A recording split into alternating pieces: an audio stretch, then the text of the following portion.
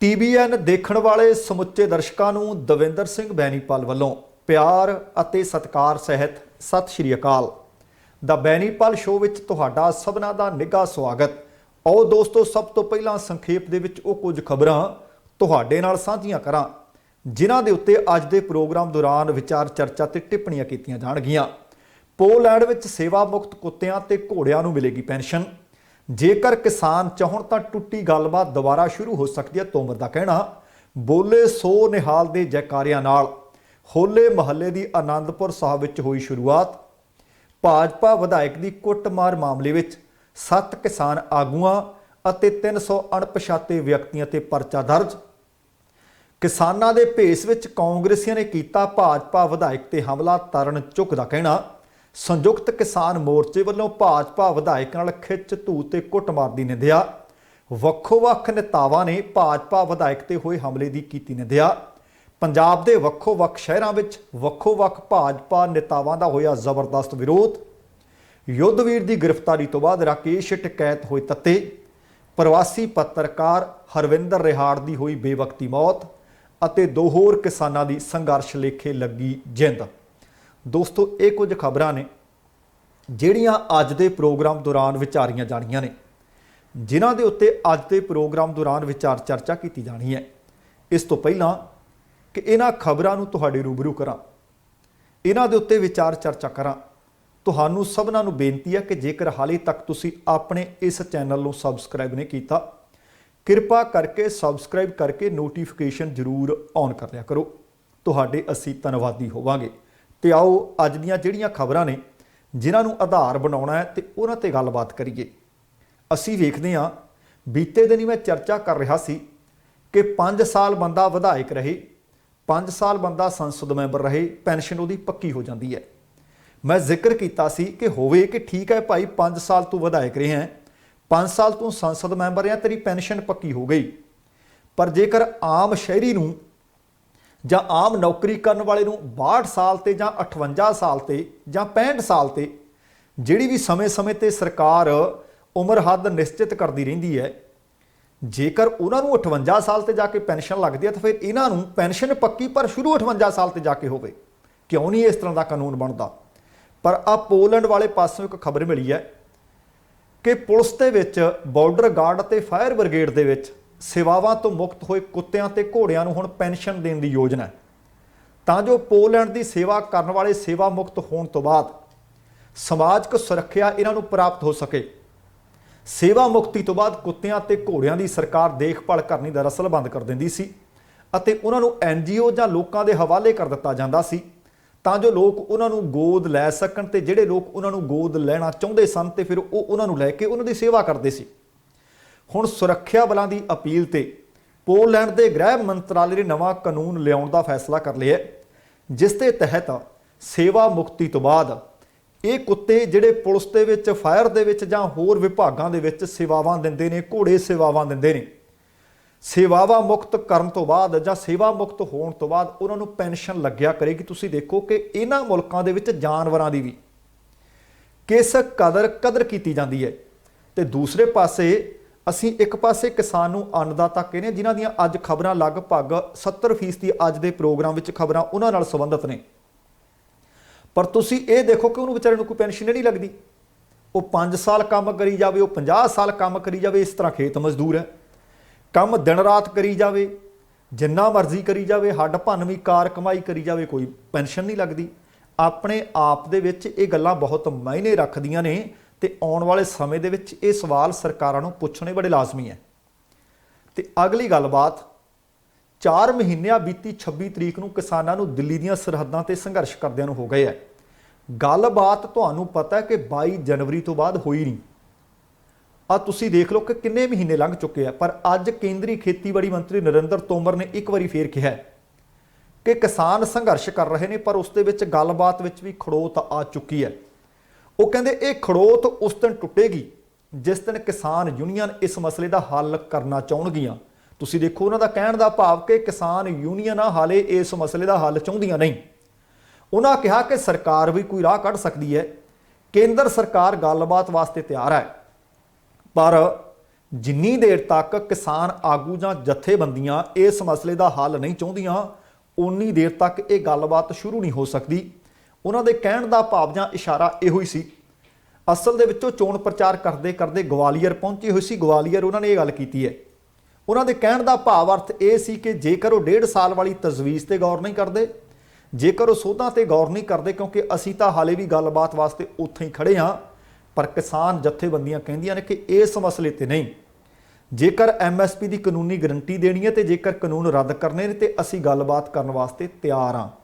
ਮਦਦਾਰ ਮਦ ਉਹ ਕਹਿੰਦੇ ਪਹਿਲਾਂ ਵੀ ਗੱਲਬਾਤ ਕਰਦੇ ਰਹੇ ਹਾਂ ਤੇ ਹੁਣ ਇੱਕ ਵਾਰੀ ਅਸੀਂ ਫਿਰ ਵੀ ਤਿਆਰ ਹਾਂ।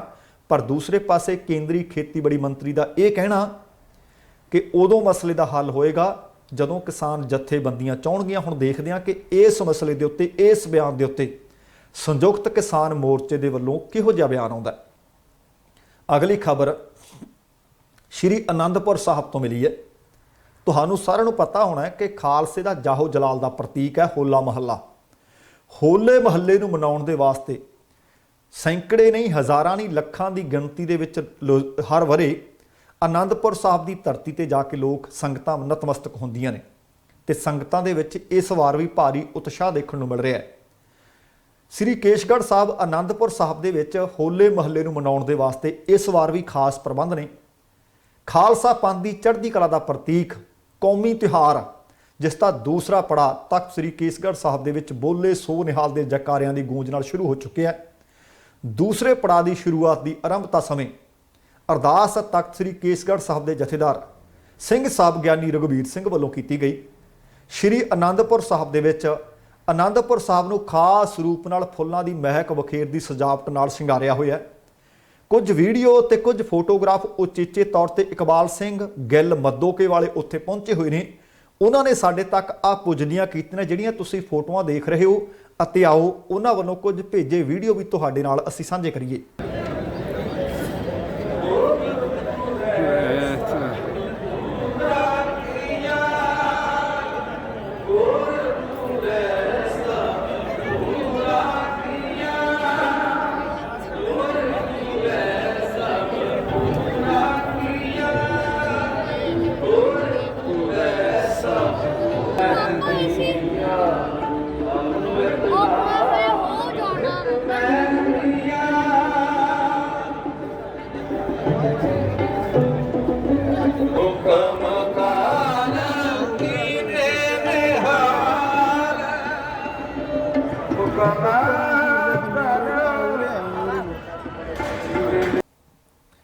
ਹੁਣ ਅਗਲੀਆਂ ਖਬਰਾਂ ਲਗਭਗ ਕਿਸਾਨੀ ਅੰਦੋਲਨ ਦੇ ਦੁਆਲੇ ਘੁੰਮਣ ਗਈਆਂ, ਪਰ ਇਸ ਵਕਤ ਘੇਰਾ ਟਾਈਟ ਕੀਤਾ ਜਾ ਰਿਹਾ, ਘੇਰਾ ਤੰਗ ਕੀਤਾ ਜਾ ਰਿਹਾ ਪੰਜਾਬ ਦੇ ਵਿੱਚ ਭਾਰਤੀ ਜਨਤਾ ਪਾਰਟੀ ਦੇ ਆਗੂਆਂ ਦਾ। ਬੀਤੇ ਦਿਨਾਂ ਦੇ ਵਿੱਚ ਇਸੇ ਤਰ੍ਹਾਂ ਦੀਆਂ ਖਬਰਾਂ ਹਰਿਆਣਾ ਦੇ ਵਿੱਚੋਂ ਮਿਲੀਆਂ ਸੀ। ਹਰਿਆਣਾ ਦੇ ਵਿੱਚ ਵੀ ਭਾਰਤੀ ਜਨਤਾ ਪਾਰਟੀ ਤੇ ਜਜਪਾ ਵਾਲਿਆਂ ਦਾ ਇਸ ਵਕਤ ਵੱਡੇ ਪੱਧਰ ਤੇ ਵਿਰੋਧ ਹੋ ਰਿਹਾ ਹੈ। ਤੇ ਹੁਣ ਅੱਜ ਸਵੇਰ ਦੇ ਪ੍ਰੋਗਰਾਮ ਪੰਜਾਬ ਬੋਲਦਾ ਵਿੱਚ ਤੁਹਾਡੇ ਨਾਲ ਖਬਰ ਸਾਂਝੀ ਕੀਤੀ ਸੀ, ਵੀਡੀਓ ਵੀ ਤੁਹਾਡੇ ਨਾਲ ਸਾਂਝਾ ਕੀਤਾ ਸੀ ਕਿ ਮਲੋਟ ਦੇ ਵਿੱਚ ਅਸਲ ਦੇ ਵਿੱਚ ਮੀਟਿੰਗ ਕਰਨ ਪਹੁੰਚੇ ਸੀ ਭਾਜਪਾ ਦੇ ਅਬੋਹਰ ਤੋਂ ਵਿਧਾਇਕ ਨੇ ਅਰੁਣ ਨਾਰੰਗ। ਉਹਨਾਂ ਦੀ ਖਿੱਚਧੂ ਵੀ ਹੋਈ, ਉਹਨਾਂ ਦੇ ਕੱਪੜੇ ਵੀ ਪਾੜੇ ਗਏ ਤੇ ਉਹਨਾਂ ਦੀ ਕੁੱਟ ਕਟਾਪਾ ਵੀ ਕੀਤਾ ਗਿਆ। ਇੱਥੋਂ ਤੱਕ ਕਿ ਅਲਫ ਨੰਗੇ ਕਰ ਦਿੱਤਾ ਗਿਆ, ਉਹਨਾਂ ਦੇ ਕੱਪੜੇ ਸਾਰੇ ਪਾੜ ਦਿੱਤੇ ਗਏ। ਪੁਲਿਸ ਉਹਨਾਂ ਨੂੰ ਬਚਾਉਂਦੀ ਰਹੀ, ਪਰ ਆਖਰਕਾਰ ਕਿਸਾਨ ਜਿਹੜੇ ਉੱਥੇ ਪਹੁੰਚੇ ਹੋਏ ਸੀ ਉਹਨਾਂ ਦੇ ਰੋਹ ਦਾ ਸ਼ਿਕਾਰ ਹੋਏ ਤੇ ਉਹਨਾਂ ਨੂੰ ਇੱਕ ਦੁਕਾਨ ਦੇ ਵਿੱਚ ਸ਼ਟਰ ਬੰਦ ਕਰਕੇ ਕਿਸਾਨਾਂ ਤੋਂ ਬਚਾਉਣਾ ਪਿਆ। ਬਾਅਦ ਦੇ ਵਿੱਚ ਵੀ ਕਿਸਾਨ ਉਸ ਦੁਕਾਨ ਦੇ ਬਾਹਰ ਧਰਨਾ ਮਾਰ ਕੇ ਬੈਠ ਗਏ ਸੀ। ਚੁਫੇਰਿਓਂ ਇਸ ਘਟਨਾ ਦੀ ਨਿੰਦਿਆ ਹੋ ਰਹੀ ਹੈ। ਕਿਹਨਾਂ ਨੇ ਨਿੰਦਿਆ ਕੀਤੀ ਆ, ਪ੍ਰੋਗਰਾਮ ਦੇ ਵਿੱਚ ਅੱਗੇ ਚੱਲ ਕੇ ਮੈਂ ਤੁਹਾਡੇ ਨਾਲ ਇਹ ਖਬਰ ਵੀ ਸਾਂਝੀ ਕਰਨੀ ਹੈ ਅਤੇ ਇਹ ਖਬਰ ਵੀ ਸਾਂਝੀ ਕਰਨੀ ਹੈ ਕਿ ਅਸਲ ਦੇ ਵਿੱਚ ਇਹ ਹਮਲਾ ਹੋਇਆ ਕਿਉਂ, ਹਮਲੇ ਦਾ ਸੱਚ ਕੀ ਹੈ। ਕੁੱਟਮਾਰ ਦੀ ਘਟਨਾ ਵਾਪਰ ਚੁੱਕੀ ਹੈ। FIR ਹੁਣ ਦਰਜ ਕਰ ਲਈ ਗਈ ਹੈ। ਭਾਜਪਾ ਵਿਧਾਇਕ ਅਰੁਣ ਨਾਰੰਗ ਮਲੋਟ ਦੇ ਵਿੱਚ ਜਦੋਂ ਮੀਟਿੰਗ ਕਰਨ ਪਹੁੰਚੇ ਤਾਂ ਲੋਕਾਂ ਨੇ ਉੱਥੇ ਉਹਨਾਂ ਦਾ ਜ਼ਬਰਦਸਤ ਵਿਰੋਧ ਕੀਤਾ, ਉਹਨਾਂ ਨੂੰ ਘੇਰਾ ਪਾ ਲਿਆ। ਇਸੇ ਦੌਰਾਨ ਉਹਨਾਂ ਤੇ ਹਮਲੇ ਤੋਂ ਬਚਾਅ ਕਰਦੇ ਹੋਏ ਜਾਣਕਾਰੀ ਮਿਲ ਰਹੀ ਹੈ ਕਿ SP ਹੈੱਡਕੁਆਰਟਰ ਗੁਰਮੇਲ ਸਿੰਘ ਅਤੇ ਹੋਰ ਪਾਰਟੀ ਪੁਲਿਸ ਦੀ ਉੱਥੇ ਪਹੁੰਚੀ। ਉਹਨਾਂ ਨੇ ਪੁਰਜ਼ੋਰ ਕੋਸ਼ਿਸ਼ ਕੀਤੀ ਕਿ ਇਹਨੂੰ ਕਿਸਾਨਾਂ ਤੋਂ ਬਚਾ ਲਿਆ ਜਾਵੇ। ਇਸੇ ਦੌਰਾਨ ਇਹ ਵੀ ਖਬਰ ਹੈ ਕਿ SP ਗੁਰਮੇਲ ਸਿੰਘ ਵੀ ਜ਼ਖਮੀ ਹੋਏ ਨੇ। ਇਸ ਸੰਬੰਧੀ ਫਿਲਹਾਲ FIR ਨੰਬਰ 56 ਦਰਜ ਕੀਤੀ ਗਈ ਹੈ। इस FIR ਵਿੱਚ IPC ਦੀਆਂ ਇੱਕ ਨਹੀਂ ਅਨੇਕਾਂ ਧਾਰਾਵਾਂ ਲਾਗੂ ਕੀਤੀਆਂ ਗਈਆਂ ਨੇ ਜਾਂ ਜੋੜ ਦਿੱਤੀਆਂ ਗਈਆਂ ਨੇ। ਇਹਨਾਂ ਵਿੱਚ 307 ਵੀ ਹੈ, 353 ਵੀ ਦੱਸੀ ਜਾ ਰਹੀ ਹੈ। ਇਹਨਾਂ 'ਚ 186, 188, 323, 342, 506, 148, 149 ਇਹ ਧਾਰਾਵਾਂ ਦੇ ਤਹਿਤ ਮਲੋਟ ਦੇ ਵਿੱਚ ਇੱਕ ਮੁਕੱਦਮਾ ਦਰਜ ਕਰ ਲਿਆ ਗਿਆ। ਇਹ FIR SPH ਗੁਰਮੇਲ ਸਿੰਘ ਦੇ ਬਿਆਨਾਂ ਦੇ ਆਧਾਰ ਤੇ ਦਰਜ ਕੀਤੀ ਗਈ ਹੈ। ਇਸ FIR ਵਿੱਚ 7 ਕਿਸਾਨ ਆਗੂ ਨਾਮਜ਼ਦ ਕੀਤੇ ਗਏ ਹੈ, ਜਦਕਿ ਨਾਲ ਇਹ ਵੀ ਦੱਸਿਆ ਜਾ ਰਿਹਾ ਕਿ 250 ਤੋਂ 300 ਅਣਪਛਾਤੇ ਲੋਕ ਨੇ ਜਿਨ੍ਹਾਂ ਦੇ ਉੱਤੇ ਇਹ ਮੁਕੱਦਮਾ ਦਰਜ ਕੀਤਾ ਗਿਆ ਹੈ।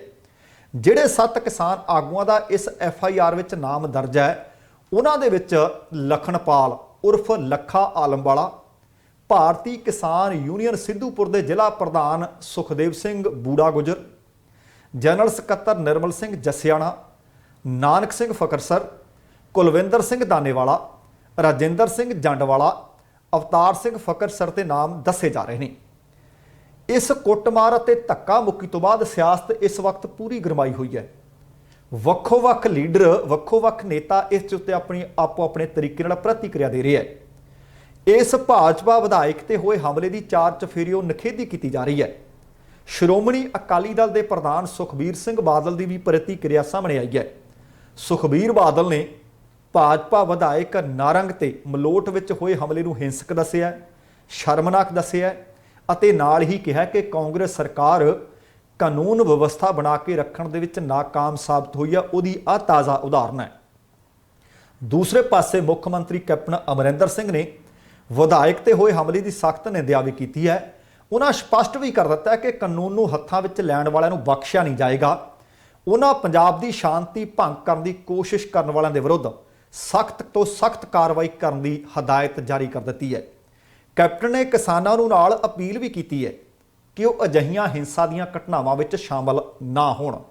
ਦੂਸਰੇ ਪਾਸੇ ਉਹਨਾਂ ਨੇ ਪ੍ਰਧਾਨ ਮੰਤਰੀ ਮੋਦੀ ਨੂੰ ਵੀ ਅਪੀਲ ਕੀਤੀ ਹੈ ਕਿ ਉਹ ਸਥਿਤੀ ਨੂੰ ਹੋਰ ਵਧਣ ਤੋਂ ਰੋਕਣ, ਵਿਗੜਨ ਤੋਂ ਰੋਕਣ ਅਤੇ ਖੇਤੀ ਕਾਨੂੰਨਾਂ ਸੰਬੰਧੀ ਮਸਲੇ ਦਾ ਕੋਈ ਤੁਰੰਤ ਹੱਲ ਕੱਢਣ। ਉਧਰ ਨਾਲ ਹੀ ਕਾਂਗਰਸ ਦੇ ਪ੍ਰਧਾਨ ਨੇ ਸੁਨੀਲ ਜਾਖੜ, ਉਹਨਾਂ ਵੱਲੋਂ ਵੀ ਅਰੁਣ ਨਾਰੰਗ ਤੇ ਹੋਏ ਹਮਲੇ ਦੀ ਸਖਤ ਨਿੰਦਿਆ ਕੀਤੀ ਗਈ ਹੈ।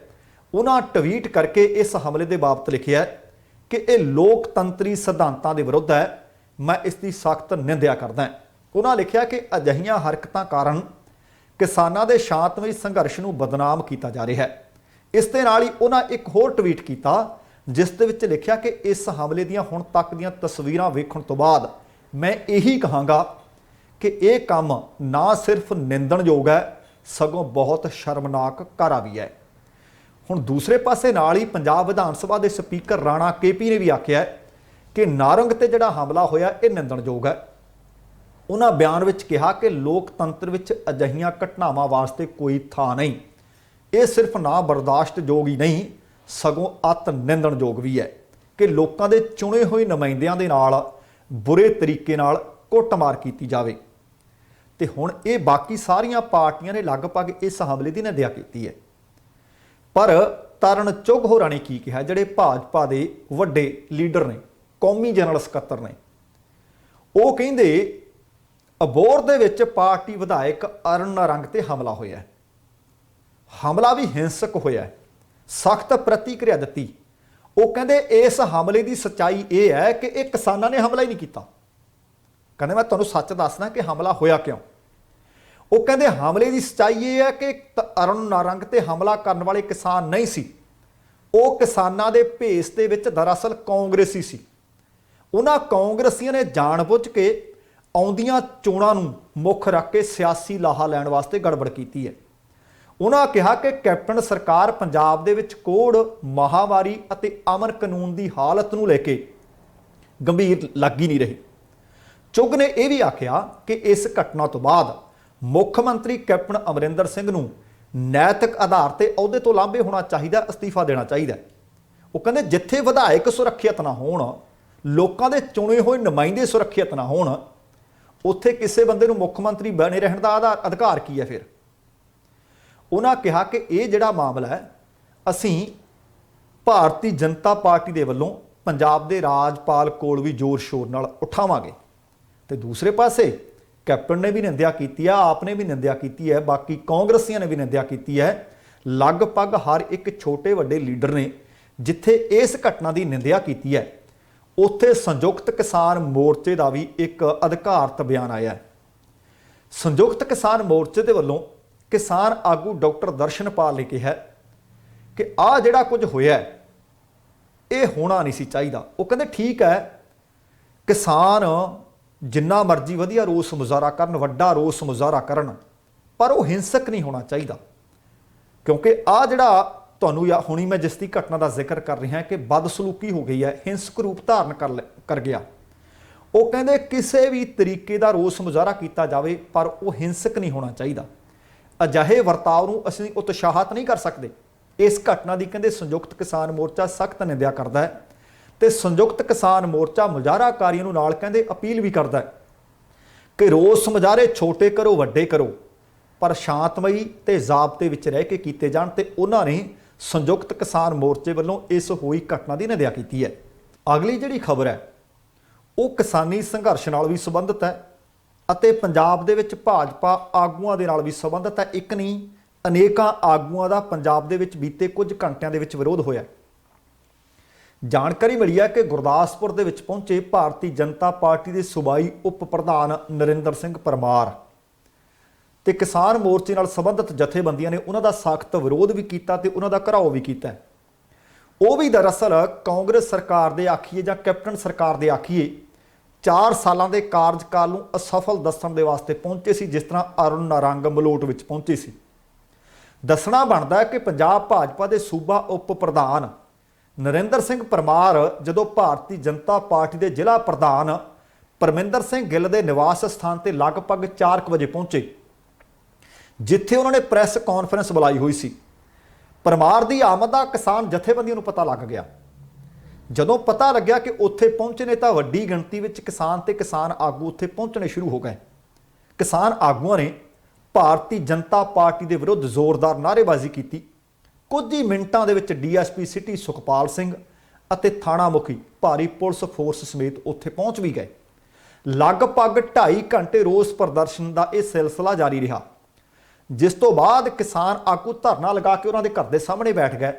ਪੁਲਿਸ ਨੇ ਵੱਡੀ ਜੱਦੋਜਹਿਦ ਕੀਤੀ, ਕਿਸਾਨ ਆਗੂਆਂ ਨੂੰ ਸਮਝਾਇਆ ਵੀ, ਪਰ ਕਿਸਾਨ ਆਗੂ ਕਹਿੰਦੇ ਅਸੀਂ ਬੋਲਣ ਨਹੀਂ ਦੇਣਾ, ਅਸੀਂ ਸਾਡੀ ਇਹ ਗੱਲ ਨਹੀਂ ਸੁਣਦੇ, ਅਸੀਂ ਇਹਨਾਂ ਦੀ ਸੁਣਨੀ ਨਹੀਂ। ਨਰਿੰਦਰ ਪਰਮਾਰ ਨੂੰ ਕਿਸਾਨ ਆਗੂ ਨੂੰ ਸਮਝਾਉਣ ਤੋਂ ਬਾਅਦ ਪੁਲਿਸ ਫੋਰਸ ਨੇ ਉੱਥੋਂ ਰਵਾਨਾ ਕਰ ਦਿੱਤਾ। ਹਾਲੇ ਇਹ ਖਬਰ ਮਿਲੀ ਹੋਈ ਸੀ, ਉਧਰ ਹੁਸ਼ਿਆਰਪੁਰ ਵਾਲੇ ਪਾਸੋਂ ਖਬਰ ਮਿਲ ਗਈ। ਹੁਸ਼ਿਆਰਪੁਰ ਦੀ ਦੁਸ਼ਹਿਰਾ ਗਰਾਊਂਡ ਦੇ ਵਿੱਚ ਭਾਜਪਾ ਦੇ ਸੀਨੀਅਰ ਆਗੂ ਇਕਬਾਲ ਸਿੰਘ ਲਾਲਪੁਰਾ ਪਹੁੰਚੇ ਸੀ। ਉਹਨਾਂ ਦਾ ਕਿਸਾਨਾਂ ਵੱਲੋਂ ਜੰਮ ਕੇ ਵਿਰੋਧ ਕੀਤਾ ਗਿਆ। ਜਿਉਂ ਹੀ ਇਕਬਾਲ ਸਿੰਘ ਉਸ ਸਥਾਨ ਤੇ ਪਹੁੰਚੇ, ਕਿਸਾਨਾਂ ਨੂੰ ਭਿਣਕ ਲੱਗ ਗਈ, ਸੂਹ ਆ ਗਈ। ਕਿਸਾਨ ਉੱਥੇ ਨੂੰ ਐਨ ਵਹੀਰਾ ਘੱਤ ਕੇ ਤੁਰ ਪਏ। ਤੁਰੰਤ ਇਕਬਾਲ ਸਿੰਘ ਲਾਲਪੁਰਾ ਨੂੰ ਜਾ ਕੇ ਉਹ ਘੇਰ ਲਿਆ ਤੇ ਵਿਰੋਧ ਕਰਨ ਲੱਗੇ। ਵਿਰੋਧ ਦੌਰਾਨ ਭਾਰਤ ਦੀ ਕੇਂਦਰ ਸਰਕਾਰ ਦੇ ਵਿਰੁੱਧ ਉੱਥੇ ਵੀ ਨਾਅਰੇਬਾਜ਼ੀ ਕੀਤੀ ਗਈ। ਉੱਥੇ ਵੀ ਪੁਲਿਸ ਪਹੁੰਚੀ ਤੇ ਪੁਲਿਸ ਨੂੰ ਹੱਥਾਂ ਪੈਰਾਂ ਦੀ ਪਈ ਹੋਈ ਸੀ। ਵੇਖਦੇ ਹੀ ਵੇਖਦੇ ਵੱਡੀ ਗਿਣਤੀ ਵਿੱਚ ਪੁਲਿਸ ਅਧਿਕਾਰੀ, ਪੁਲਿਸ ਅਫਸਰ, ਪੁਲਿਸ ਮੁਲਾਜ਼ਮ ਪਹੁੰਚ ਗਏ, ਜਿਨ੍ਹਾਂ ਵੱਲੋਂ ਸਖਤ ਮੁਸ਼ੱਕਤ ਕਰਨ ਤੋਂ ਬਾਅਦ ਕਿਸਾਨਾਂ ਨੂੰ ਅੱਗੇ ਵਧਣ ਤੋਂ ਰੋਕਿਆ ਗਿਆ। ਪੁਲਿਸ ਵੱਲੋਂ ਸੁਰੱਖਿਆ ਦੇ ਮੱਦੇਨਜ਼ਰ ਪਹਿਲਾਂ ਹੀ ਦੁਸ਼ਹਿਰਾ ਗਰਾਊਂਡ ਨਜ਼ਦੀਕ ਜਿਹੜਾ ਰੋਡ ਸੀ ਉਹਨੂੰ ਬੰਦ ਕਰ ਦਿੱਤਾ ਗਿਆ, ਜਿਸ ਕਾਰਨ ਰਾਹਗੀਰਾਂ ਨੂੰ, ਉੱਥੋਂ ਲੰਘਣ ਵਾਲੇ ਲੋਕਾਂ ਨੂੰ ਵੱਡੀਆਂ ਦਿੱਕਤਾਂ ਦਾ ਸਾਹਮਣਾ ਕਰਨਾ ਪਿਆ ਤੇ ਸਥਿਤੀ ਉਸ ਵਕਤ ਅਜੀਬੋ-ਗਰੀਬ ਬਣ ਗਈ। ਜਦੋਂ ਵੱਡੀ ਗਿਣਤੀ ਵਿੱਚ ਗੱਡੀਆਂ, ਜਿਨ੍ਹਾਂ ਵਿੱਚ ਬੱਸਾਂ ਵੀ ਸੀ, ਕਾਰਾਂ ਵੀ ਸੀ, ਟਰੈਕਟਰ ਵੀ ਸੀ, ਮੋਟਰਸਾਈਕਲ ਵੀ ਸਨ, ਹੁਸ਼ਿਆਰਪੁਰ ਦੀ ਭੰਗੀ ਚੋ ਦੇ ਵਿੱਚੋਂ ਲੰਘਣੇ ਸ਼ੁਰੂ ਹੋ ਗਏ। ਇਸ ਨੂੰ ਵੇਖ ਕੇ ਉੱਥੇ ਮੌਜੂਦ ਹਰ ਇੱਕ ਵਿਅਕਤੀ ਉਸ ਮੌਕੇ ਦਾ ਆਨੰਦ ਵੀ ਮਾਣ ਰਿਹਾ ਸੀ, ਤੰਜ ਵੀ ਕੱਸ ਰਿਹਾ ਸੀ ਅਤੇ ਭਾਰਤੀ ਜਨਤਾ ਪਾਰਟੀ ਦੇ ਲੀਡਰਾਂ ਨੂੰ ਅਪੀਲ ਵੀ ਕਰ ਰਿਹਾ ਸੀ ਕਿ ਜੇ ਕੇਂਦਰ ਨੂੰ ਜਾ ਕੇ ਦੱਸ ਨਹੀਂ ਸਕਦੇ ਤਾਂ ਆਪੋ ਆਪਣੇ ਘਰ ਹੀ ਰਹੋ, ਤਾਂ ਕਿ ਲੋਕਾਂ ਨੂੰ ਇਸ ਤਰ੍ਹਾਂ ਦਿੱਕਤਾਂ ਮੁਸੀਬਤਾਂ ਦਾ ਸਾਹਮਣਾ ਨਾ ਕਰਨਾ ਪਵੇ। ਉਧਰ ਭਾਜਪਾ ਦੀ ਸੂਬਾ ਸੈਕਟਰੀ ਤਲਵੰਡੀ ਭਾਈ ਵਿੱਚ ਪਹੁੰਚੀ ਸੀ। ਅੱਜ ਤਾਂ ਲਗਭਗ ਭਾਰਤੀ ਜਨਤਾ ਪਾਰਟੀ ਵਾਲਿਆਂ ਵਾਸਤੇ ਕੋਈ ਵਧੀਆ ਦਿਨ ਰਿਹਾ ਹੀ ਨਹੀਂ। ਭਾਜਪਾ ਦੀ ਸੂਬਾ ਸੈਕਟਰੀ ਦਾ ਤਲਵੰਡੀ ਭਾਈ ਵਿੱਚ ਪੁੱਜਣ ਤੇ ਕਿਸਾਨਾਂ ਨੇ ਵਿਰੋਧ ਕੀਤਾ। ਤਲਵੰਡੀ ਭਾਈ ਦੇ ਵਿੱਚ ਭਾਜਪਾ ਆਗੂ ਦੀ ਦੁਕਾਨ ਤੇ ਭਾਜਪਾ ਦੀ ਸੂਬਾ ਜਨਰਲ ਸੈਕਟਰੀ ਸੁਨੀਤਾ ਗਰਗ ਉਹ ਵੀ ਇਹੀ ਕੰਮ ਕਰਨ ਗਈ ਸੀ ਕਿ ਕੈਪਟਨ ਸਰਕਾਰ ਦੀਆਂ 4 ਸਾਲਾਂ ਦੀਆਂ ਪ੍ਰਾਪਤੀਆਂ ਕੀ ਨੇ, ਮੈਂ ਤੁਹਾਨੂੰ ਦੱਸਣਾ, ਕੁਝ ਵੀ ਨਹੀਂ ਕੀਤਾ। ਜਦੋਂ ਉੱਥੇ ਗਏ ਤੇ ਉਹਨਾਂ ਦਾ ਵੀ ਵਿਰੋਧ ਹੋ ਗਿਆ। ਪ੍ਰੈਸ ਕਾਨਫਰੰਸ ਦੇ ਵੇਲੇ ਵੱਖੋ-ਵੱਖ ਕਿਸਾਨ ਜਥੇਬੰਦੀਆਂ ਦੇ ਆਗੂ, ਜਿਨ੍ਹਾਂ ਵਿੱਚ ਅਵਤਾਰ ਸਿੰਘ ਫੇਰੂਕੇ, ਬਲਦੇਵ ਸਿੰਘ ਸਰਾਂ ਜਦੋਂ ਹੋਰ ਕੁਝ ਕਿਸਾਨ ਆਗੂ ਨੂੰ ਭਿਣਕ ਪਈ ਤਾਂ ਉਹ ਵੱਡੀ ਗਿਣਤੀ ਵਿੱਚ ਉੱਥੇ ਇਕੱਤਰ ਹੋਣੇ ਸ਼ੁਰੂ ਹੋ ਗਏ। ਭਾਜਪਾ ਸਰਕਾਰ ਦੇ ਖਿਲਾਫ ਨਾਅਰੇਬਾਜ਼ੀ ਉੱਥੇ ਵੀ ਸ਼ੁਰੂ ਹੋ ਗਈ। ਇਸ ਮੌਕੇ ਕਿਸਾਨ ਆਗੂ ਨੇ ਦੱਸਿਆ ਕਿ ਜਿੰਨਾ ਸਮਾਂ ਮੋਦੀ ਹਕੂਮਤ ਖੇਤੀ ਕਾਨੂੰਨਾਂ ਨੂੰ ਵਾਪਸ ਲੈ ਨਹੀਂ ਲੈਂਦੀ, ਓਨੀ ਦੇਰ ਭਾਜਪਾ ਦੇ ਹਰ ਆਗੂ ਦਾ ਭਾਵੇਂ ਛੋਟਾ ਭਾਵੇਂ ਵੱਡਾ ਅਸੀਂ ਵਿਰੋਧ ਕਰਾਂਗੇ। ਜੇਕਰ ਕਹਿੰਦੇ ਫਿਰ ਵੀ ਇਹ ਲੋਕ ਆਪਣੀਆਂ ਹਰਕਤਾਂ ਤੋਂ ਬਾਜ ਨਾ ਆਏ ਤਾਂ ਅਸੀਂ ਇਹਨਾਂ ਨੂੰ ਅੱਕ ਕੇ ਬੰਦੀ ਬਣਾਇਆ ਕਰਾਂਗੇ। ਤੇ ਉਧਰ ਬਰਨਾਲਾ ਵਾਲੇ ਪਾਸੇ ਵੀ ਇਸ ਤਰ੍ਹਾਂ ਦੀ ਖਬਰ ਮਿਲ ਗਈ। ਹੁਣ ਤੁਸੀਂ ਦੇਖੋ ਕਿ ਮੈਂ ਸਮੁੱਚੇ ਪੰਜਾਬ ਵਿੱਚ ਫਿਰ ਰਿਹਾ। ਬਰਨਾਲਾ ਦੇ ਰੈਸਟ ਹਾਊਸ ਦੇ ਵਿੱਚ ਕੈਪਟਨ ਸਰਕਾਰ ਦੇ 4 ਸਾਲ ਦੇ ਕਾਰਜਕਾਲ ਦੀਆਂ ਨਾਕਾਮੀਆਂ ਗਿਣਾਉਣ ਵਾਸਤੇ ਉੱਥੇ ਵੀ ਪਹੁੰਚ ਗਏ। ਭਾਜਪਾ ਦੇ ਸੂਬਾਈ ਮੀਤ ਪ੍ਰਧਾਨ ਪ੍ਰਵੀਨ ਬਾਂਸਲ ਤੇ ਕਈ ਹੋਰ ਭਾਰਤੀ ਜਨਤਾ ਪਾਰਟੀ ਦੇ ਆਗੂ ਵੀ ਸੀ। ਜਦੋਂ ਪਤਾ ਲੱਗਿਆ ਭਾਰਤੀ ਕਿਸਾਨ ਯੂਨੀਅਨ ਉਗਰਾਹਾਂ ਵਾਲਿਆਂ ਨੂੰ ਤੇ ਉਹਨਾਂ ਦੀ ਅਗਵਾਈ ਦੇ ਹੇਠ ਉਹਨਾਂ ਨੇ ਜਾ ਕੇ ਰੈਸਟ ਹਾਊਸ ਘੇਰ ਲਿਆ ਤੇ ਕਈ ਘੰਟੇ ਇਹਨਾਂ ਲੋਕਾਂ ਨੂੰ ਉੱਥੇ ਅੰਦਰ ਰਹਿਣਾ ਪਿਆ ਤੇ ਆਖਰਕਾਰ ਭਾਜਪਾ ਆਗੂਆਂ ਨੇ ਫਿਰ ਕਿਸਾਨਾਂ ਤੋਂ ਉਹਨਾਂ ਦੇ ਤਕਲੀਫਾਂ ਬਦਲੇ ਮੁਆਫੀ ਮੰਗੀ। ਇਹ ਵੀ ਆਖਿਆ ਕਿ ਤੁਹਾਡੀ ਗੱਲ ਭਾਈ ਅਸੀਂ ਪੁਰਜ਼ੋਰ ਢੰਗ ਨਾਲ ਹਾਈ ਕਮਾਂਡ ਤੱਕ ਪੁੱਜਾਂਗੇ। ਇਹ ਭਰੋਸਾ ਮਿਲਣ ਤੋਂ ਬਾਅਦ ਪੁਲਿਸ ਦੀ ਸੁਰੱਖਿਆ ਦੇ ਹੇਠ ਪਹਿਰੇ ਦੇ ਹੇਠ ਇਹਨਾਂ ਲੀਡਰਾਂ ਦੀ ਬੰਦ ਖਲਾਸੀ ਹੋਈ। ਹੁਣ ਤੁਸੀਂ ਦੇਖੋ ਕਿ ਇੱਕ ਨਹੀਂ, ਜਿੱਥੇ ਜਿੱਥੇ ਵੀ ਭਾਜਪਾ ਆਗੂਆਂ ਦੀ ਆਮਦ ਦਾ ਪਤਾ ਲੱਗਿਆ ਉੱਥੇ ਘੇਰੇ, ਉੱਥੇ ਵਿਰੋਧ ਹੋਇਆ। ਪਰ ਸਭ ਤੋਂ ਮੰਦਭਾਗੀ ਘਟਨਾ ਮਲੋਟ ਵਿੱਚ ਅਰੁਣ ਨਾਰੰਗ ਨਾਲ ਵਾਪਰੀ ਹੈ, ਜਿੱਥੇ ਕੁੱਟ ਕਟਾਪਾ ਹੋਇਆ ਤੇ ਉਹਨਾਂ ਨੂੰ ਅਲਫ ਨੰਗੇ ਤੱਕ ਕਰ ਦਿੱਤਾ ਗਿਆ। ਪਰ ਅਸੀਂ ਅਪੀਲ ਕਰਦੇ ਹਾਂ ਸਮੁੱਚੇ ਕਿਸਾਨਾਂ ਨੂੰ, ਸਮੁੱਚੇ ਮਜ਼ਦੂਰਾਂ ਨੂੰ, ਸਮੁੱਚੇ ਸੰਘਰਸ਼ੀ ਲੋਕਾਂ ਨੂੰ ਕਿ ਇਸ ਵਕਤ ਵਿਰੋਧ ਕਰੋ ਪਰ ਕਿਸੇ ਹੱਦ ਤੱਕ ਕਰੋ। 26 ਜਨਵਰੀ ਵਾਲੀ ਘਟਨਾ ਨੇ ਗੋਦੀ ਮੀਡੀਆ ਨੂੰ ਇੱਕ ਨਵਾਂ ਮਸਾਲਾ ਦੇ ਦਿੱਤਾ ਸੀ। ਆ ਫੇਰ ਨਵਾਂ ਮਸਾਲਾ ਮਿਲਿਆ ਹੋਣਾ ਹੈ। ਸੋ ਇਹਦੇ ਨਾਲ ਮਿਲਣਾ ਸ਼ਾਇਦ ਕੁਝ ਨਹੀਂ। ਇਹ ਹੋ ਸਕਦਾ ਕਿ ਕੁਝ ਇੱਕ ਭਾਰਤੀ ਜਨਤਾ ਪਾਰਟੀ ਦੇ ਆਗੂ ਡਰ ਜਾਣ, ਘਰੋਂ ਬਾਹਰ ਨਿਕਲਣੋਂ ਹਟ ਜਾਣ, ਪਰ ਮੋਰਚੇ ਨੂੰ ਕਿਤੇ ਢਾਹ ਨਾ ਲੱਗ ਜਾਏ। ਦੇਖਿਓ, ਇਹਨਾਂ ਚੀਜ਼ਾਂ ਤੋਂ ਗੁਰੇਜ਼ ਕਰੋ ਕਿਉਂਕਿ ਹਿੰਸਕ ਕਾਰਵਾਈਆਂ ਦੇ ਵਿੱਚੋਂ ਕੁਝ ਨਹੀਂ ਰੱਖਿਆ, ਨਾ ਕਦੀ ਕਿਸੇ ਨੂੰ ਕੁਝ ਮਿਲਿਆ। ਹਲੇ ਤਾਂ ਜਿਹੜੇ ਪਹਿਲੇ ਨੌਜਵਾਨ ਜਾਂ ਕਿਸਾਨ ਜੇਲ੍ਹਾਂ ਦੇ ਵਿੱਚ ਬੰਦ ਨੇ, ਸਾਰਿਆਂ ਦੀ ਹਲੇ ਤੱਕ ਜ਼ਮਾਨਤ ਨਹੀਂ ਹੋ ਸਕੀ। ਆ ਹੁਣ 250-300 ਬੰਦੇ ਤੇ ਹੋਰ ਪਰਚਾ ਮੁਕੱਦਮਾ ਦਰਜ ਕਰ ਦਿੱਤਾ ਗਿਆ। ਸੋ ਹੁਣ ਬਹੁਤ ਅਹਿਮ ਮੋੜ ਤੇ ਨਾਜ਼ੁਕ ਮੋੜ ਤੇ ਮੋਰਚਾ ਪਹੁੰਚਿਆ ਹੋਇਆ ਹੈ। ਸਭਨਾਂ ਨੂੰ ਅਪੀਲ ਹੈ ਕਿ ਹਿੰਸਕ ਕਾਰਵਾਈਆਂ ਤੋਂ ਗੁਰੇਜ਼ ਕੀਤਾ ਜਾਵੇ। ਅਗਲੀ ਖਬਰ ਵੀ ਇਸ ਕਿਸਾਨ ਅੰਦੋਲਨ ਨਾਲ ਜੁੜੀ ਹੋਈ ਖਬਰ ਹੈ। ਰਕੇਸ਼ ਟਕੈਤ ਕਾਫੀ ਤੱਤੇ ਹੋਏ ਨੇ। ਖੇਤੀਬਾੜੀ ਕਾਨੂੰਨਾਂ ਦੇ ਖਿਲਾਫ ਸੰਘਰਸ਼ ਚੱਲ ਰਿਹਾ, ਅੰਦੋਲਨ ਚੱਲ ਰਿਹਾ। 4 ਮਹੀਨੇ ਬੀਤੀ 26 ਤਰੀਕ ਨੂੰ ਹੋ ਚੁੱਕੇ ਨੇ। ਕਿਸਾਨ ਸੰਗਠਨਾਂ ਨੇ, ਤੁਹਾਨੂੰ ਯਾਦ ਹੋਣਾ ਹੈ ਕਿ 26 ਤਰੀਕ ਨੂੰ ਭਾਰਤ ਬੰਦ ਦਾ ਐਲਾਨ ਵੀ ਕੀਤਾ ਸੀ। ਇਸੇ ਦੌਰਾਨ ਭਾਰਤੀ ਕਿਸਾਨ ਯੂਨੀਅਨ ਦੇ ਜਨਰਲ ਸਕੱਤਰ ਯੁੱਧਵੀਰ ਸਿੰਘ ਅਹਿਮਦਾਬਾਦ ਦੇ ਵਿੱਚ ਇੱਕ ਪ੍ਰੈਸ ਕਾਨਫਰੰਸ ਨੂੰ ਸੰਬੋਧਨ ਕਰ ਰਹੇ ਸਨ ਤੇ ਉਸੇ ਦੌਰਾਨ ਗੁਜਰਾਤ ਪੁਲਿਸ ਨੇ ਉਹਨਾਂ ਨੂੰ ਗ੍ਰਿਫਤਾਰ ਕਰ ਲਿਆ। ਇਸ ਕਿਸਾਨ ਲੀਡਰ ਦੀ ਗ੍ਰਿਫਤਾਰੀ ਤੇ ਰਾਕੇਸ਼ ਟਕੈਤ ਨੇ ਕਿਹਾ ਕਿ ਜਾਂ ਤਾਂ ਯੁੱਧਵੀਰ ਨੂੰ ਛੱਡ ਦਿਓ, ਨਹੀਂ ਫਿਰ ਸਾਰੇ ਕਿਸਾਨ ਇਹ ਜਿਹੜੇ ਵੀ ਲੀਡਰ ਉਹਨਾਂ ਕੋਲ ਆਉਣਗੇ ਉਹਨਾਂ ਨੂੰ ਨਜ਼ਰਬੰਦ ਕਰਨਾ ਸ਼ੁਰੂ ਕਰ ਦੇਣਗੇ। ਉਹ ਕਹਿੰਦੇ ਜਾਂ ਤਾਂ ਸਾਡਾ ਲੀਡਰ ਛੱਡ ਦਿਓ, ਨਹੀਂ ਆਉਣ ਵਾਲੇ ਦਿਨਾਂ ਦੇ ਵਿੱਚ ਬਾਕੀ ਲੀਡਰ ਇਸ ਗੱਲ ਵਾਸਤੇ ਤਿਆਰ ਰਹਿਣ ਕਿ ਕਿਸਾਨ ਉਹਨਾਂ ਨੂੰ ਨਜ਼ਰਬੰਦ ਕਰਨਾ ਸ਼ੁਰੂ ਕਰ ਦੇਣਗੇ। ਕਿਸਾਨ ਮਹਾਪੰਚਾਇਤ ਵਿੱਚ ਲੋਕਾਂ ਨੂੰ ਸੰਬੋਧਨ ਕਰਦੇ ਹੋਏ ਰਾਕੇਸ਼ ਟਕੈਤ ਨੇ ਕਿਹਾ ਕਿ ਜੋ ਵੀ ਲੋਕ ਗ੍ਰਿਫਤਾਰ ਕੀਤੇ ਹੋਏ ਨੇ ਜਾਂ ਲੋਕਾਂ ਤੇ ਜਿਨ੍ਹਾਂ ਤੇ ਕੇਸ ਪਾਏ ਹੋਏ ਨੇ ਉਹਨਾਂ ਨੂੰ ਛੱਡ ਦਿਓ, ਕੇਸ ਵਾਪਸ ਲੈ ਲਿਓ। ਨਾਲ ਹੀ ਉਹਨਾਂ ਸਰਕਾਰ ਨੂੰ ਕਿਹਾ ਕਿ ਸਰਕਾਰ ਸੁਧਰ ਜਾਵੇ, ਨਹੀਂ ਤਾਂ ਲੋਕ ਨੇਤਾਵਾਂ ਨੂੰ ਨਜ਼ਰਬੰਦ ਕਰਨਾ ਸ਼ੁਰੂ ਕਰ ਦੇਣਗੇ। ਇਸ ਤੋਂ ਇਲਾਵਾ ਰਾਕੇਸ਼ ਟਕੈਤ ਨੇ ਕਿਹਾ ਕਿ ਹੋ ਸਕਦਾ ਹੈ ਕਿ ਸਰਕਾਰ ਉਹਨਾਂ ਥਾਵਾਂ ਤੇ ਲਾਕਡਾਊਨ ਕਰ ਦੇਵੇ ਜਿੱਥੇ ਜਿੱਥੇ ਕਿਸਾਨ ਅੰਦੋਲਨ ਚੱਲ ਰਹੇ ਨੇ। ਪਰ ਕਹਿੰਦੇ ਅਸੀਂ ਸਰਕਾਰ ਦੀ ਕਿਸੇ ਵੀ ਇੱਛਾ ਨੂੰ, ਮਨਸਾ ਨੂੰ ਸਫਲ ਨਹੀਂ ਹੋਣ ਦੇਵਾਂਗੇ। ਹੁਣ ਬੀਤੇ ਸ਼ੁੱਕਰਵਾਰ ਨੂੰ ਯੁੱਧਵੀਰ ਸਿੰਘ ਦੀ ਗ੍ਰਿਫਤਾਰੀ ਤੋਂ ਬਾਅਦ ਕਿਸਾਨ ਨੇਤਾ ਰਾਕੇਸ਼ ਟਕੈਤ ਨੇ ਕਿਹਾ ਕਿ ਇਹੀ ਅਸਲ ਗੁਜਰਾਤ ਮਾਡਲ ਹੈ ਜੋ ਅਸੀਂ ਲੋਕਾਂ ਨੂੰ ਦੱਸਣਾ ਚਾਹੁੰਦੇ ਸੀ। ਗੁਜਰਾਤ ਵਿੱਚ ਲੋਕ ਪੂਰੀ ਤਰ੍ਹਾਂ ਨਾਲ ਬੱਝੇ ਹੋਏ ਨੇ। ਮੁਲਕ ਵਿੱਚ ਅਜਿਹੇ ਹਾਲਾਤ ਕਿਤੇ ਵੀ ਨਹੀਂ ਜਿਵੇਂ ਹਾਲਾਤ ਗੁਜਰਾਤ ਵਿੱਚ ਬਣਾਏ ਹੋਏ ਨੇ। ਨਾਲ ਹੀ ਉਹਨਾਂ ਕਿਹਾ ਕਿ ਕਿਸਾਨ ਲੀਡਰ ਨੂੰ ਪਹਿਲਾਂ ਹੀ ਪ੍ਰੈਸ ਕਾਨਫਰੰਸ ਵਿੱਚੋਂ ਚੁੱਕ ਲਿਆ ਗਿਆ। ਜੇਕਰ ਯੁੱਧਵੀਰ ਦੀ ਤੁਰੰਤ ਰਿਹਾਈ ਨਾ ਕੀਤੀ ਗਈ ਤਾਂ ਅਸੀਂ ਉੱਥੇ ਜਾ ਕੇ ਅੰਦੋਲਨ ਸ਼ੁਰੂ ਕਰਾਂਗੇ। ਤੇ ਦੂਸਰੇ ਪਾਸੇ ਅੱਜ ਇੱਕ ਹੋਰ ਵੱਡੀ ਖਬਰ ਮਿਲੀ। ਸਵੇਰ ਵਕਤ ਉੱਠਦੇ ਸਾਰੀ ਇਹ ਬੜੀ ਮਨਹੂਸ ਖਬਰ ਮਿਲੀ ਹੈ ਕਿ ਪੰਜਾਬੀ ਮੀਡੀਆ ਦੀ ਇੱਕ ਨਾਮਵਰ ਆਵਾਜ਼, ਇੱਕ ਨਾਮਵਰ ਸ਼ਖਸੀਅਤ ਜਿਹੜੀ ਅੱਜ ਕੱਲ੍ਹ ਅਮਰੀਕਾ ਵਿੱਚ ਰਹਿੰਦੀ ਸੀ, ਬਾਜ ਟੀਵੀ ਦੇ ਸੰਚਾਲਕ ਅਤੇ ਰਾਈਟਰ ਅਖਬਾਰ ਦੇ ਮੁੱਖ ਸੰਪਾਦਕ ਵਜੋਂ ਸੇਵਾਵਾਂ ਨਿਭਾਉਣ ਵਾਲੇ ਹਰਵਿੰਦਰ ਰਿਆੜ ਬੀਤੀ ਰਾਤ ਉਹਨਾਂ ਨੂੰ ਦਿਲ ਦਾ ਦੌਰਾ ਪਿਆ ਅਤੇ ਇਹ ਦਿਲ ਦਾ ਦੌਰਾ ਉਹਨਾਂ ਨੂੰ ਜਾਨਲੇਵਾ ਸਾਬਤ ਹੋ ਗਿਆ। ਇਹ ਖਬਰ ਸੁਣਦੇ ਸਾਰ ਭਾਈਚਾਰੇ ਵਿੱਚ ਸੋਗ ਦੀ ਲਹਿਰ ਹੈ। ਇਸ ਮਹਿਬੂਬ ਪ੍ਰਵਾਸੀ ਪੱਤਰਕਾਰ ਦੇ ਤੁਰ ਜਾਣ ਉੱਤੇ ਅਦਾਰਾ TVN ਰਿਆੜ ਪਰਿਵਾਰ ਅਤੇ ਉਹਨਾਂ ਦੇ ਸ਼ੁਭ ਚਿੰਤਕਾਂ ਦੇ ਨਾਲ ਹਮਦਰਦੀ ਦਾ ਇਜ਼ਹਾਰ ਕਰ ਰਿਹਾ ਹੈ। ਸ਼ਾਇਦ ਤੁਹਾਨੂੰ ਯਾਦ ਹੋਣਾ ਕਿ ਹਰਵਿੰਦਰ ਰਿਆੜ ਜਲੰਧਰ ਦੂਰਦਰਸ਼ਨ ਤੇ ਪਹਿਲਾਂ ਕੰਮ ਕਰਿਆ ਕਰਦੇ ਸਨ। ਉਹਨਾਂ ਨੂੰ ਚਾਹਣ ਵਾਲੇ, ਉਹਨਾਂ ਨੂੰ ਵੇਖਣ ਵਾਲੇ, ਉਹਨਾਂ ਨੂੰ ਸੁਣਨ ਵਾਲੇ ਬਹੁਤ ਵੱਡੀ ਗਿਣਤੀ ਵਿੱਚ ਨੇ। ਲਗਭਗ 13 ਕੁ ਵਰ੍ਹੇ ਪਹਿਲਾਂ ਅਮਰੀਕਾ ਦੇ ਨਿਊਯਾਰਕ ਸ਼ਹਿਰ ਦੇ ਵਿੱਚੋਂ ਉਹਨਾਂ ਨੇ ਪੱਤਰਕਾਰਤਾ ਦੀ ਇੱਥੋਂ ਸ਼ੁਰੂਆਤ ਕੀਤੀ ਸੀ ਤੇ ਇੱਕ ਵੱਖਰਾ ਨਾਮ ਅਤੇ ਨਾਮਣਾ ਖੱਟਿਆ ਸੀ। ਅੱਜ ਇਸ ਪ੍ਰਵਾਸੀ ਮਹਿਬੂਬ ਪੱਤਰਕਾਰ ਦੇ ਤੁਰ ਜਾਣ ਉੱਤੇ ਅਸੀਂ ਡੂੰਘੇ ਦੁੱਖ ਦਾ ਇਜ਼ਹਾਰ ਕਰਦੇ ਹਾਂ। ਪਰਮਾਤਮਾ ਦੇ ਚਰਨਾਂ ਵਿੱਚ ਅਰਦਾਸ ਕਰਦੇ ਹਾਂ ਕਿ ਰਿਆੜ ਸਾਹਿਬ ਨੂੰ ਆਪਣੇ ਚਰਨਾਂ ਵਿੱਚ ਨਿਵਾਸ ਦੇਵੇ ਅਤੇ ਪਿੱਛੇ ਰਹਿ ਗਏ ਪਰਿਵਾਰ ਨੂੰ ਭਾਣਾ ਮੰਨਣ ਦਾ ਬਲ ਵੀ ਬਖਸ਼ੇ।